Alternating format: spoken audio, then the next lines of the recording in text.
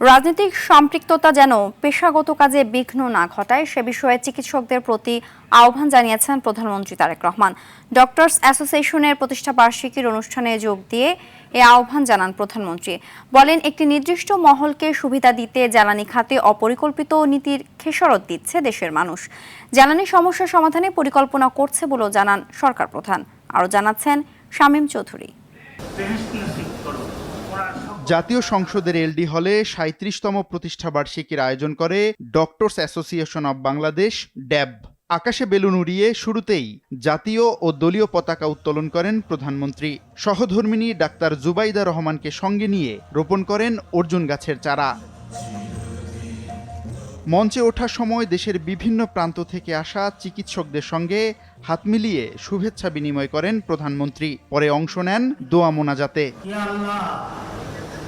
কর্মক্ষেত্রে নানা সমস্যা আর নিজেদের প্রত্যাশিত দাবি ও প্রস্তাব তুলে ধরেন ড্যাব নেতৃবৃন্দ। ডক্টরদের চাকরিতে প্রবেশের সময় 2 বছর বৃদ্ধি করার জন্য আমরা আপনার কাছে আকুল আবেদন জানাচ্ছি। এক পাশে আমরা 3 লক্ষ রোগীকে, দরিদ্র মানুষকে সেবা দিতে পারবো।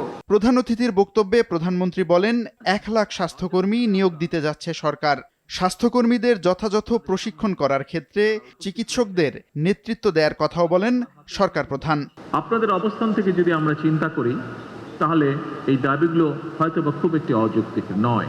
বর্তমান সরকার যখন দায়িত্বভার গ্রহণ করেছে, আমরা একটি ভঙ্গুর রাষ্ট্র পেয়েছি বলা যায়। সেই অবস্থা থেকে সরকার চেষ্টা করছে সমগ্র দেশকে সফলভাবে ঘুরে যাতে দাঁড় করাতে পারে। প্রধানমন্ত্রী বলেন, রাষ্ট্র, রাজনীতি, শাসন প্রশাসনে ফ্যাসিবাদের সুবিধাবাদীরা বসে নেই। জ্বালানি নিয়ে একটি মহল বিভ্রান্তিকর তথ্য ছড়াচ্ছে বলেও জানান তারেক রহমান।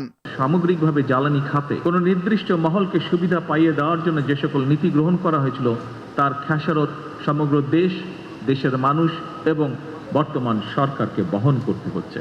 আমরা কাজ করেছি যে এই যে অপরিকল্পিত প্ল্যান যেগুলো ছিল, যা আমাদের জ্বালানি খাতকে একটি বিপদের মুখে ফেলে দিয়েছে, কিভাবে সেটিকে সঠিক করে নিয়ে আসতে পারি আমরা। শিক্ষা, স্বাস্থ্য ও জ্বালানি সহ প্রতিটি সেক্টরকে স্বয়ংসম্পূর্ণ ও স্বনির্ভর করতে সরকার বাস্তবমুখী পরিকল্পনা গ্রহণ সহ তা বাস্তবায়নে কাজ শুরু করেছে বলেও জানান প্রধানমন্ত্রী। দেশের মানুষ চিকিৎসকদের কাছ থেকে আরো দায়িত্বশীল এবং মানবিক ভূমিকা প্রত্যাশা করে। শামীম চৌধুরী, RTV, ঢাকা।